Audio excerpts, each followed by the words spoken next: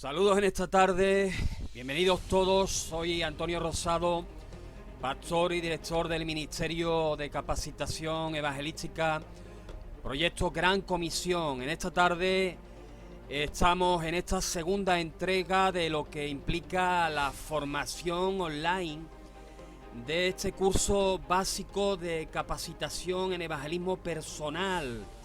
Bienvenidos en esta tarde.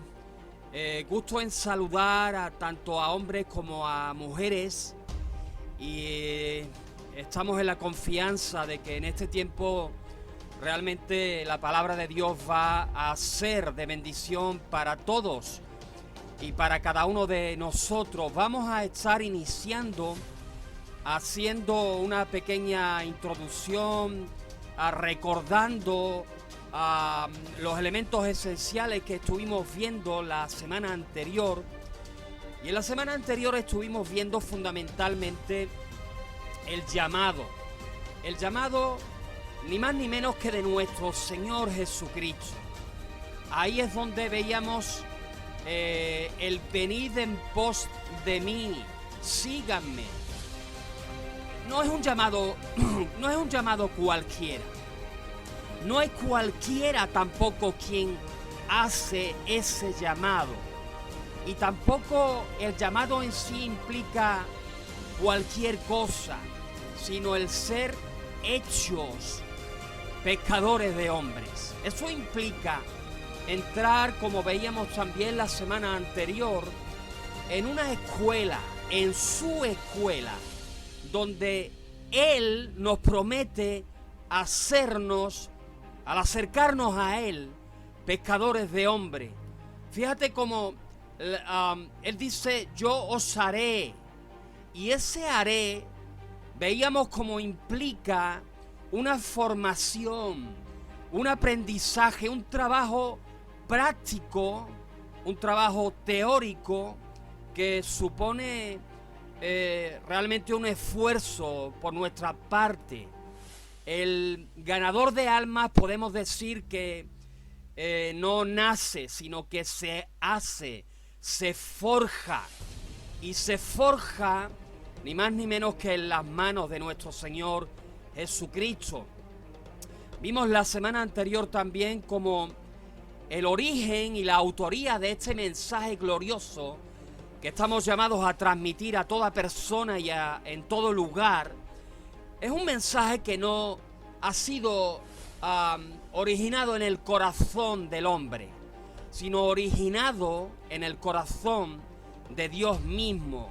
Es Él quien tiene su autoría indiscutible y Él es o Él fue quien lo dio a conocer al hacerse hombre, al ponerse a nuestra altura, al tomar forma de siervo y habitar entre nosotros.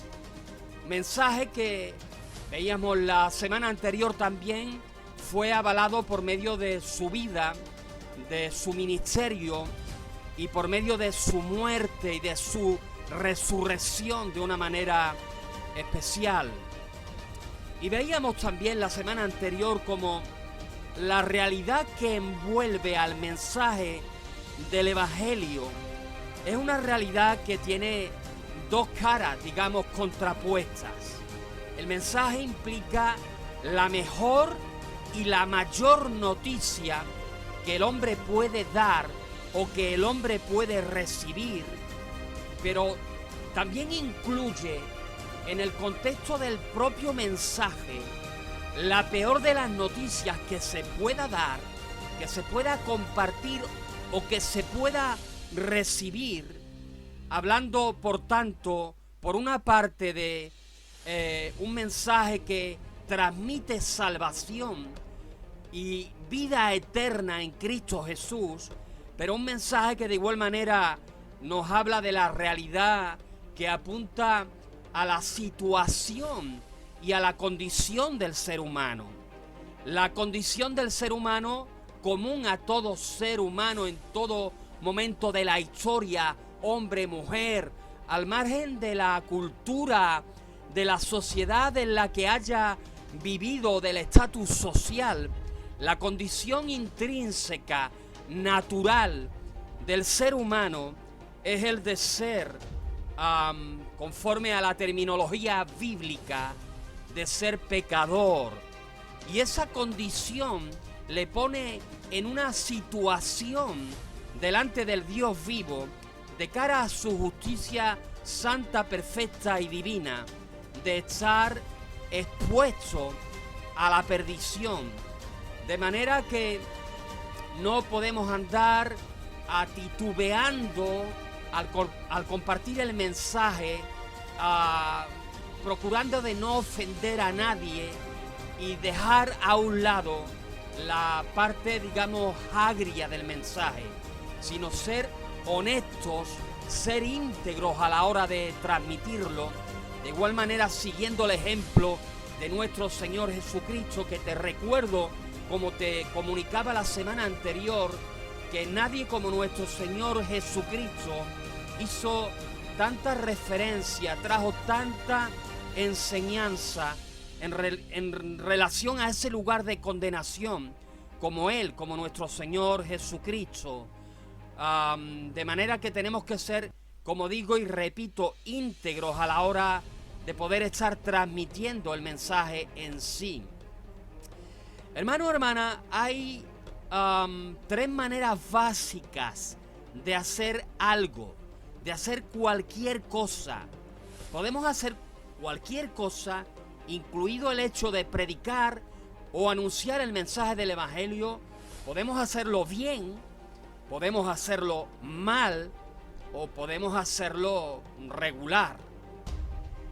Déjame ponerte, por ejemplo, un ejemplo. Imagínate, yo no sé si tú has podido tener la experiencia de trabajar como yo en diferentes momentos de mi vida como comercial.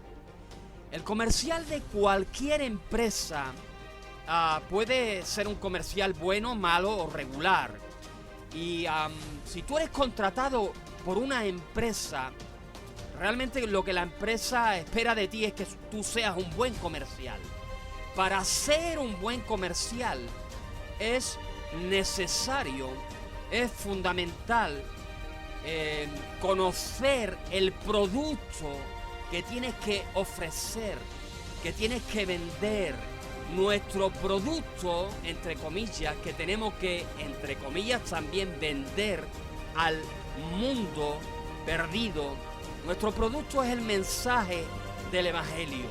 Y hermano o hermana, si no conocemos bien el producto que estamos ofreciendo en el nombre de nuestro Señor Jesucristo, podemos cometer de igual manera tres errores fundamentales. El error de añadir al mensaje, el error de quitarle al mensaje y el error de cambiar el mensaje. Déjame ponerte, por ejemplo, un ejemplo desde la perspectiva del comercial del que estamos haciendo referencia. Imagínate que tu labor consiste en vender un coche. Y bueno, tú puedes añadir, imagínate que el coche no tiene aire acondicionado. Pero cuando tú vienes a vender el coche, tú le dices al posible cliente que sí, que tiene aire acondicionado. Estaría añadiendo un atributo al coche que no tiene. Podrías también quitarle. Imagínate que el coche no tiene radio y en este caso tú le dices que sí, que lo tiene. Estarías quitándole. Si le dijeras que no, perdón, pero realmente sí que lo tiene, estarías quitándole un atributo que sí, que en este caso el coche tiene. También podrías cambiar. Podrías decir que el coche es de gasoil cuando la realidad sería, en ese ejemplo, que el coche sería de gasolina. Nosotros no podemos hacer lo mismo en relación al mensaje del Evangelio. No podemos añadirle, no podemos incluir elementos que no forman parte del mensaje original, pero tampoco podemos quitarle, tampoco podemos dejar de incluir los elementos fundamentales que suponen o componen el mensaje. Y evidentemente tampoco tenemos libertad en el Señor, en obediencia, de cambiarlo, de dar un mensaje diferente al anunciado. No vamos a entrar a desarrollar esto con más profundidad, pero si tú te pones a estudiar el asunto, en libros tales como Apocalipsis o la carta de Pablo a los hermanos en Gálatas, tú vas a llegar a una conclusión muy clara al respecto, y es que a Dios no le gusta que a su palabra, y en este caso a su mensaje de salvación, el evangelio, se le añada o se le quite o se cambie. Así que tenemos que tener mucho cuidado con esto.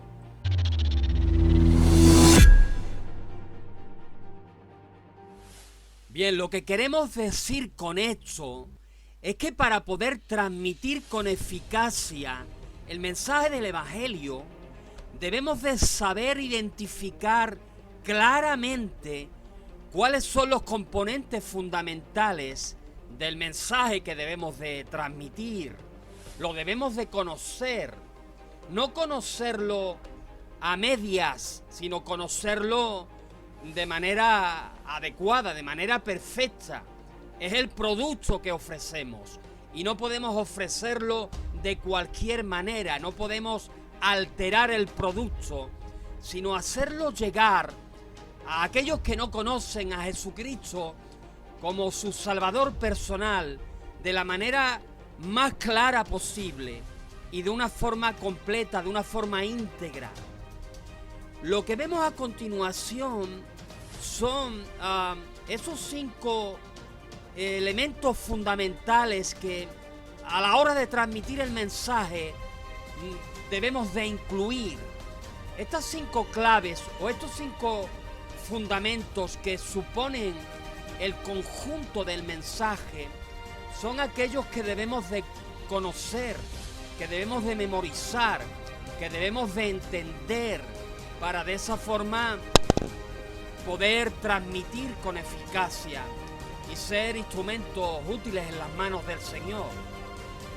Ok, bueno, vemos a continuación cómo estos 5 puntos, iniciando con la muerte sustitutoria de Cristo, siguiendo con la resurrección de nuestro Señor de entre los muertos, dando un tercer paso hacia la fe en su muerte y en su resurrección que el oyente inconverso debe de depositar en ese mensaje, la reacción espiritual, emocional, de corazón que ese mensaje debe de provocar en él. Dícese el arrepentimiento y el perdón de pecados, y el resultado, el beneficio que el oyente incrédulo puede llegar a tener o a experimentar cuando cree de corazón, cuando se arrepiente y confiesa, ni más ni menos que la salvación de la condenación eterna y la propia experiencia de la vida eterna, que implica una relación personal directa con nuestro Señor Jesucristo a través de su palabra y a través de su Espíritu. Hermanos, estos son los 5 componentes fundamentales, y dentro de esos 5 componentes fundamentales, dentro de ese cuerpo que implica el mensaje, podemos decir la médula o la columna vertebral del mensaje en sí, está compuesto por la muerte de Cristo y su resurrección. Veamos, por ejemplo, en el pasaje de 1 Corintios capítulo 15, versículos 3 y 4, como hago lectura desde el versículo 1, como nuestro hermano Pablo hace ese énfasis, como él traza con claridad que la muerte y la resurrección de nuestro Señor Jesucristo suponen la base fundamental dentro del propio mensaje en sí.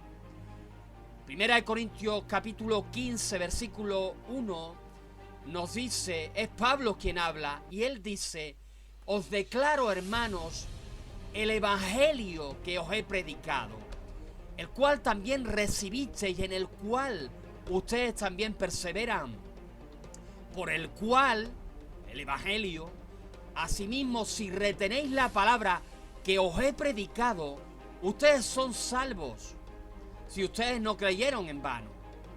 Ahora, presta atención a continuación, versículo 3, dice: porque primeramente yo os he enseñado lo que asimismo yo recibí directamente de Jesucristo.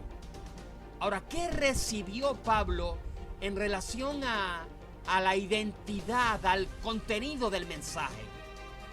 Bueno, que Cristo murió por nuestros pecados, evidentemente conforme a las escrituras que ya anticipaban que esto iba a ocurrir, y que fue sepultado, pero que resucitó al tercer día, conforme a las escrituras.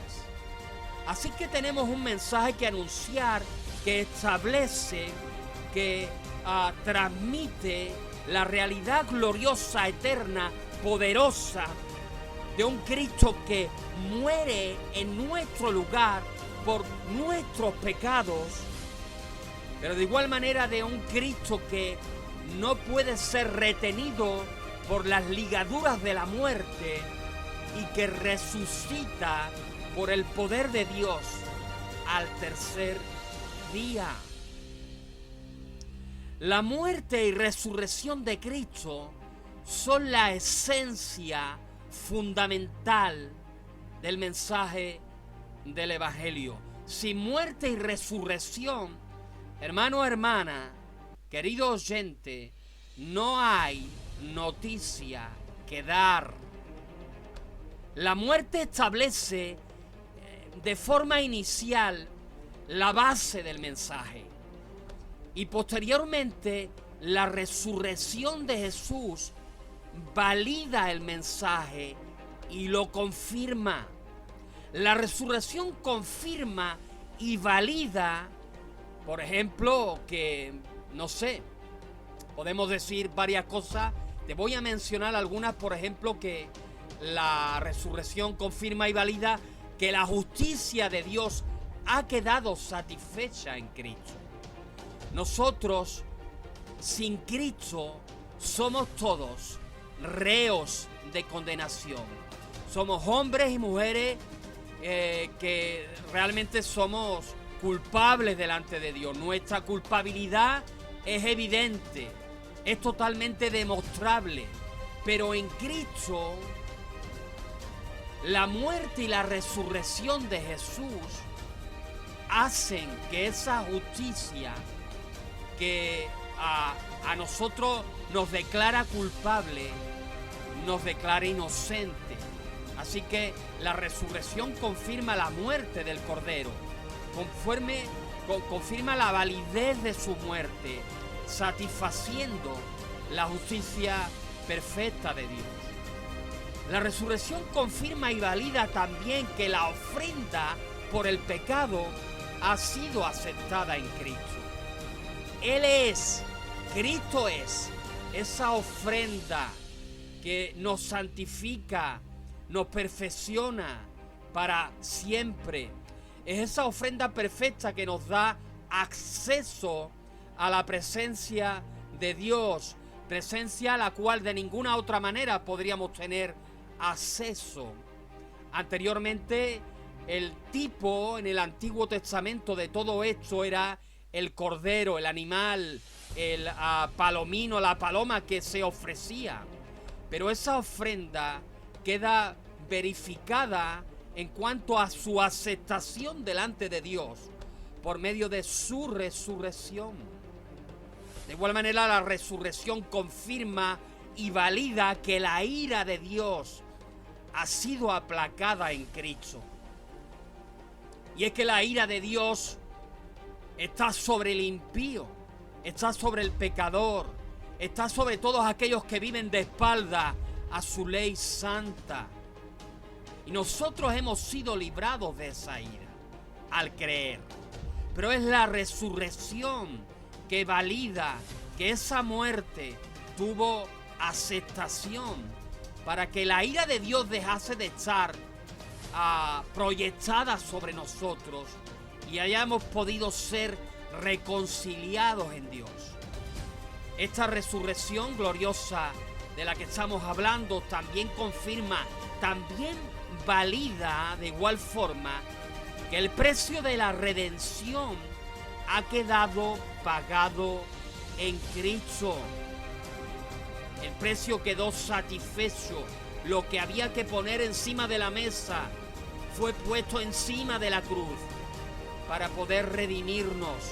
Por eso Pablo, hermano, hermana, por eso Pablo, termino con este punto, dijo que si Cristo no hubiese resucitado de entre los muertos, nuestra fe, nuestra confianza de salvación sería vana, estaría nula, no serviría para nada.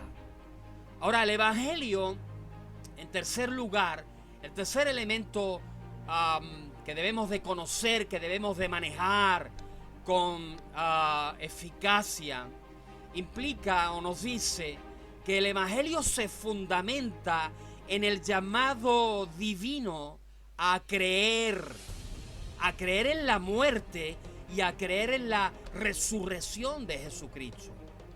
Esto lo podemos ver realmente muy avalado, muy desarrollado, con mucha amplitud en el contexto de las Escrituras. Déjame mencionarte algunos pasajes que fundamentan que el Evangelio implica un llamado divino a creer en esa muerte de la que estamos hablando y evidentemente también en esa resurrección. Marcos 1:15 nos dice, por ejemplo, que el tiempo, y fíjate en los énfasis que hago, el tiempo se ha cumplido y el reino de Dios se ha acercado. Arrepentíos, y dice el evangelista, y creed en el Evangelio. ¿Te das cuenta? Creed en el Evangelio, es un llamado.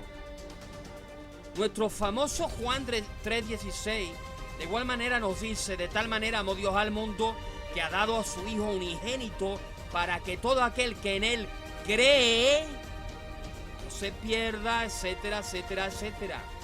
Juan 3:18 posteriormente nos dice, o nos sigue diciendo, que el que en él cree, en Cristo, evidentemente no es condenado.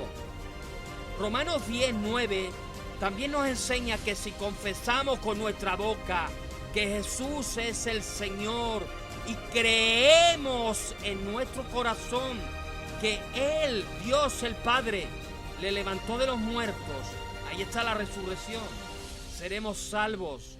¿Por qué? Capítulo 10, versículo 10.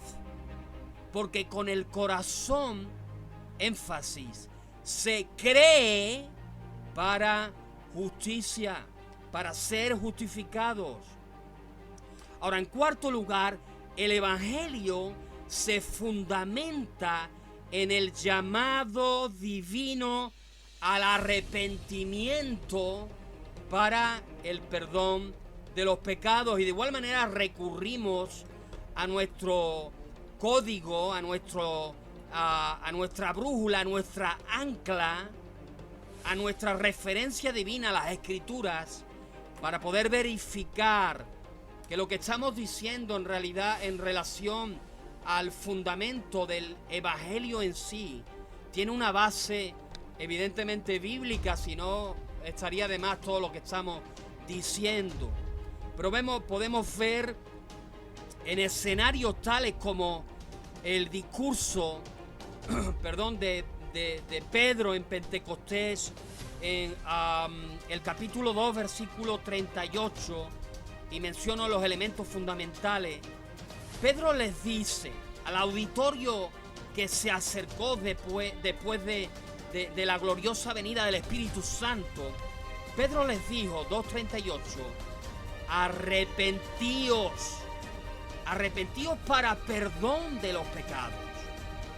De igual manera, en el pórtico de Salomón, nuestro hermano Pedro, en el capítulo 3, versículo 19, él dice, este es el énfasis en este punto, hablamos del llamado al arrepentimiento para el posible perdón de pecados de parte de nuestro Dios. Pablo dice, Hechos 3:19, arrepentíos, para el propósito es que sean borrados vuestros pecados. Ahora, cuando tú le encuentras a nuestro hermano Pedro, capítulos más tarde, en el capítulo 5, frente al concilio, de igual manera él dice, Hechos 5:31, Dios ha exaltado, habla de Cristo, le ha exaltado para dar a Israel arrepentimiento y perdón de pecados. Y si hiciéramos referencia, también para dar un ejemplo de nuestro hermano Pablo, le encontramos en el capítulo 17, en este mismo libro de Hechos de los Apóstoles, donde en el versículo 30, 17:30, Pablo en el Areópago ateniense dice que Dios, el Padre, manda a todos los hombres en todo lugar que se arrepientan. Y es que el arrepentimiento es un llamado fundamental. Es importante que asimiles esto, que interiorices esto, si no lo conocías o si no lo tenías en cuenta, que el arrepentimiento es un llamado fundamental, juntamente con el hecho de creer en la muerte y en la resurrección de Cristo. Son elementos fundamentales del mensaje del Evangelio. Hablamos de un arrepentimiento que no es un arrepentimiento el que Dios demanda a cualquiera, ¿no? Un arrepentimiento que implica, según Dios, reconocimiento de la falta del pecado, del hecho de haber estado viviendo de espaldas a Dios y a su ley.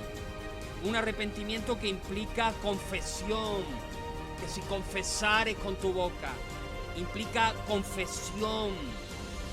Y un arrepentimiento que implica, para ser genuino, implica apartarse de aquellas obras que hayamos estado llevando a cabo y que sabemos que no agradan al Señor, que atentan contra su ley. De hecho, es la definición o una de las definiciones que en las Escrituras podemos encontrar en relación al pecado. El pecado es una infracción de la ley de Dios. Y en quinto lugar, y para terminar, el Evangelio se fundamenta, hermano, hermana, en cambiar nuestra situación de cara a la ley moral de Dios y de cara, por consiguiente, a la eternidad. Lo que Jesús hizo en nuestro lugar y a nuestro favor, su muerte, su resurrección, de la que ya hemos hablado, lo que Él nos solicita, que es reconocer nuestro pecado en arrepentimiento, nos conduce al pecador, aquel al que le estamos anunciando el Evangelio, aquel al que le estamos predicando, le conduce a cambiar su situación de cara a la ley divina, dejar de ser culpable en este caso y por consiguiente de cara a la eternidad, porque si ya no soy culpable, no soy condenado. Si no soy condenado, entonces tengo vida y tengo vida eterna. Tengo las primicias acá, pero tengo la expresión de la salvación en toda su dimensión cuando traspase los umbrales de la muerte. Así que hemos pasado al creer, hemos pasado al arrepentirnos, de ser convictos, de ser reos de cara a la ley moral de Dios, a ser declarados inocentes por la fe en Cristo. Por eso, por ejemplo, pasajes como el que puedes encontrar en Romanos 5:1 nos dice que justificados pues por la fe tenemos paz para con Dios, tenemos esa salvación implícita. No hay ninguna condenación para los que están en Cristo, sino salvación en Él. El propósito en sí, hermano, hermana, del Evangelio, de la muerte, de la resurrección, implica de una manera especial, no únicamente, pero sí de una manera especial. El propósito del Evangelio implica salvación. Salvación como resultado de creer en ese mensaje. Y esto se puede apreciar con una amplitud pues tremenda en el contexto de las Escrituras, ¿no? Déjame también hacerte alusión a algún pasaje para concluir en esta tarde. Por ejemplo, Lucas 19:10 nos dice que la salvación tiene que ver con el propósito en la venida de nuestro Señor Jesús, en la primera venida. Y el pasaje dice que el Hijo del Hombre vino a buscar y vino a salvar lo que se había perdido. ¿Te das cuenta? ¿Te das cuenta el propósito, la razón de ser, de la muerte, de la resurrección del Cordero? Jesús en su enseñanza también nos enseña precisamente eso, ¿no? Y vuelvo a tirar del pasaje de Juan 3:16, que nos dice que de tal manera Dios nos amó que Él dio a su único Hijo para que todo aquel que en Él cree no se pierda, no tenga vida eterna. En el evangelismo apostólico de igual manera tú puedes ver esto. Me vuelvo a equivocar. Hechos 4:12 nos dice que en ningún otro hay salvación, porque no hay otro nombre bajo el cielo que haya sido dado a los hombres en el que realmente el hombre pueda ser salvo, pueda ser justificado, pueda ser santificado, pueda ser redimido, pueda haber expiado sus pecados, pueda haber borrado sus pecados. En ningún otro nombre esto es posible. La doctrina apostólica piensa, por ejemplo, en pasajes como Efesios 2:8-9 nos dice que por gracia somos salvos por medio de la fe. O Romanos 1:16, donde de una manera magistral el apóstol dice que él no se avergüenza del evangelio. ¿Cómo avergonzarnos de este mensaje? No, él dice: yo no me avergüenzo del mensaje del evangelio. Y no lo hago, y nosotros no debemos de hacerlo, porque este mensaje, solo y exclusivamente este mensaje, es poder de Dios para salvación. Amén y amén. Gloria a Dios. Bueno, pues aquí dejamos en esta tarde esta enseñanza. He querido dedicar toda una entrega a este apartado, porque, hermano, este apartado es un apartado eje en el contexto de toda la capacitación. Si yo no conozco el mensaje que tengo que transmitir, entonces apaga y vámonos y vamos a dedicarnos a otra cosa. Porque no puedo estar pretendiendo transmitir un mensaje que no conozco, que no domino, que no he entendido. Así que toca trabajar en eso. Yo voy a estar dejando una gráfica con algunas lecturas que te voy a pedir que tú puedas estar teniendo a lo largo de la semana. Lecturas donde tú vas a encontrar los fundamentos que acabamos de estar desarrollando, aunque sea de una manera rápida y básica. Pero es fundamental que estos componentes fundamentales tú los puedas asumir, los puedas entender, los puedas memorizar, los puedas dominar, para que puedas ser un transmisor eficaz, fructífero en las manos del Señor. Así que lo dejamos aquí. Gloria al Señor, gracias por tu atención. Vuelve a oír el audio si necesitas hacerlo. Y déjame también recomendarte que puedas tener una libreta donde puedas estar cada semana tomando nota de los pasajes, de la esencia, de aquellas cosas o principios que vayamos compartiendo, que vaya compartiendo. Lo puedes hacer también en relación a las predicaciones que los hermanos pastores comparten o a cualquier otro asunto. Ten esa libreta como una fuente de recopilación de las cosas fundamentales que el Señor vaya trayendo a tu corazón. Es importante que lo hagas, hermano o hermana, porque si no sabes algo, tendemos a olvidar, tendemos a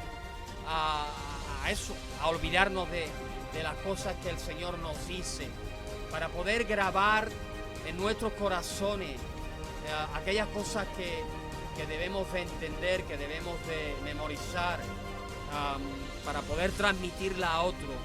Yo necesito estar trabajando en ese sentido, de tomar nota, de repasar o de volver a oír, para poder asimilar y poder ser fructífero. Dios te bendiga, Dios te guarde. Estamos en contacto. Bendiciones.